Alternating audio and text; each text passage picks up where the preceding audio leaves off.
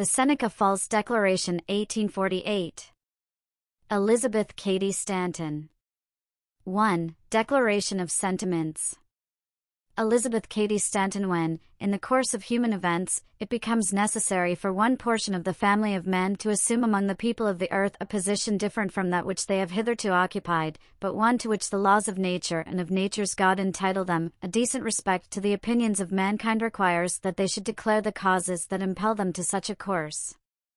We hold these truths to be self-evident, that all men and women are created equal, that they are endowed by their Creator with certain inalienable rights, that among these are life, liberty, and the pursuit of happiness, that to secure these rights governments are instituted, deriving their just powers from the consent of the governed. Whenever any form of government becomes destructive of these ends, it is the right of those who suffer from it to refuse allegiance to it, and to insist upon the institution of a new government, laying its foundation on such principles, and organizing its powers in such form, as to them shall seem most likely to affect their safety and happiness. Prudence, indeed, will dictate that governments long established should not be changed for light and transient causes, and accordingly all experience hath shown that mankind are more disposed to suffer, while evils are sufferable, than to right themselves by abolishing the forms to which they are accustomed.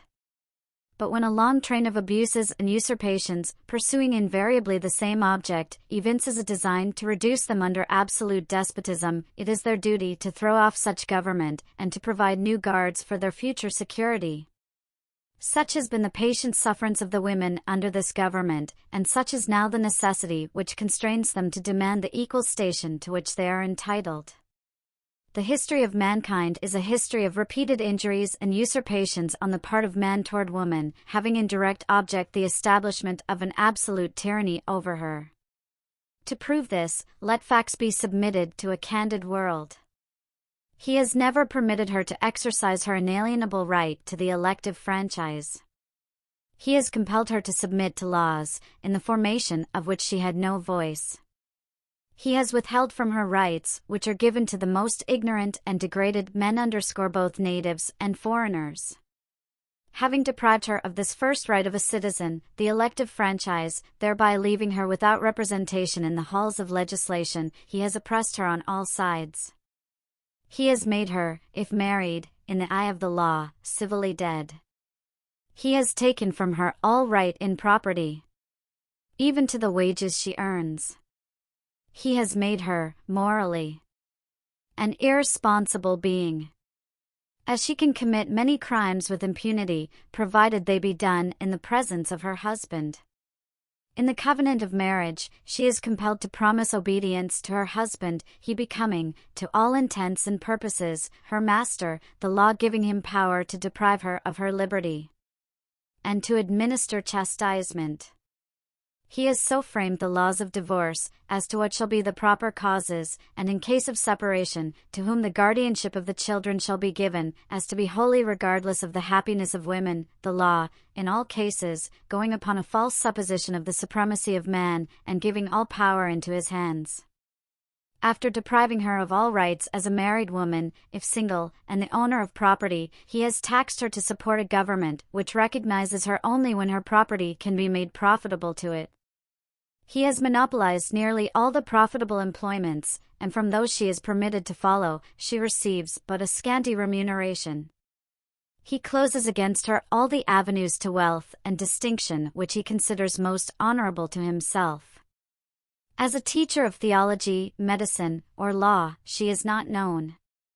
He has denied her the facilities for obtaining a thorough education, all colleges being closed against her. He allows her in church, as well as state, but a subordinate position, claiming apostolic authority for her exclusion from the ministry, and, with some exceptions, from any public participation in the affairs of the church. He has created a false public sentiment by giving to the world a different code of morals for men and women, by which moral delinquencies which exclude women from society, are not only tolerated, but deemed of little account in man. He has usurped the prerogative of Jehovah himself, claiming it as his right to assign for her a sphere of action, when that belongs to her conscience and to her God.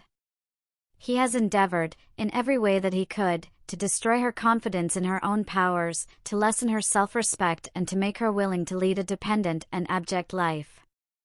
Now, in view of this entire disfranchisement of one half the people of this country, their social and religious degradation, in view of the unjust laws above mentioned, and because women do feel themselves aggrieved, oppressed, and fraudulently deprived of their most sacred rights, we insist that they have immediate admission to all the rights and privileges which belong to them as citizens of the United States. In entering upon the great work before us, we anticipate no small amount of misconception, misrepresentation, and ridicule, but we shall use every instrumentality within our power to effect our object. We shall employ agents, circulate tracts, petition the state and national legislatures, and endeavor to enlist the pulpit and the press in our behalf. We hope this convention will be followed by a series of conventions embracing every part of the country. 2. Resolutions. Whereas, the great precept of nature is conceded to be, that man shall pursue his own true and substantial happiness. Blackstone in his commentaries remarks, that this law of nature being coeval with mankind, and dictated by God himself, is of course superior in obligation to any other.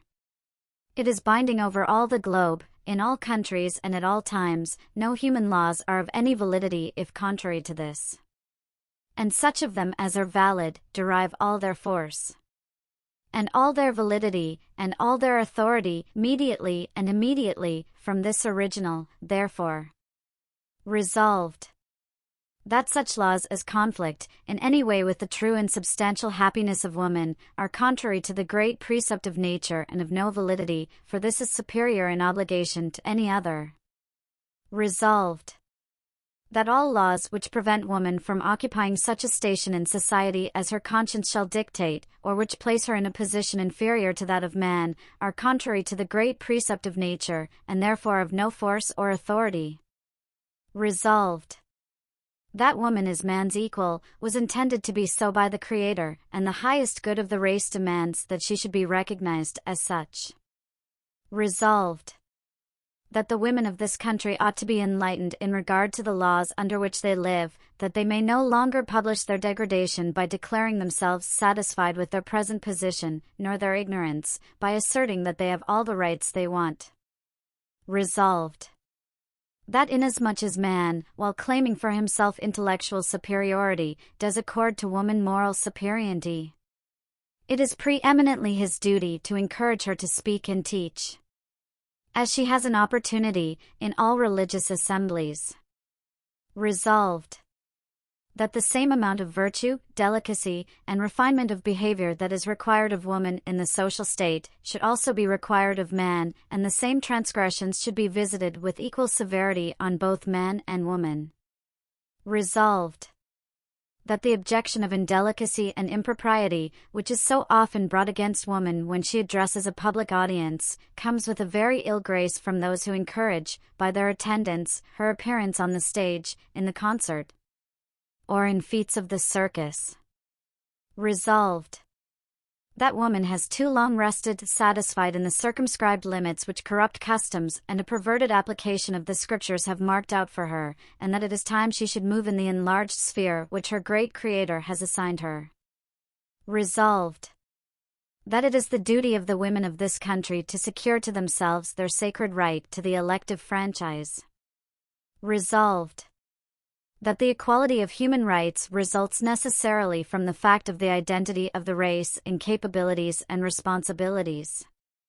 Resolved, therefore, that, being invested by the Creator with the same capabilities, and the same consciousness of responsibility for their exercise, it is demonstrably the right and duty of woman, equally with man, to promote every righteous cause by every righteous means, and especially in regard to the great subjects of morals and religion, it is self-evidently her right to participate with her brother in teaching them, both in private and in public, by writing and by speaking, by any instrumentalities proper to be used, and in any assemblies proper to be held, and this being a self-evident truth growing out of the divinely implanted principles of human nature, any custom or authority adverse to it, whether modern or wearing the hoary sanction of antiquity, is to be regarded as a self-evident falsehood, and at war with mankind. Resolved, that the speedy success of our cause depends upon the zealous and untiring efforts of both men and women, for the overthrow of the monopoly of the pulpit, and for the securing to women an equal participation with men in the various trades, professions, and commerce.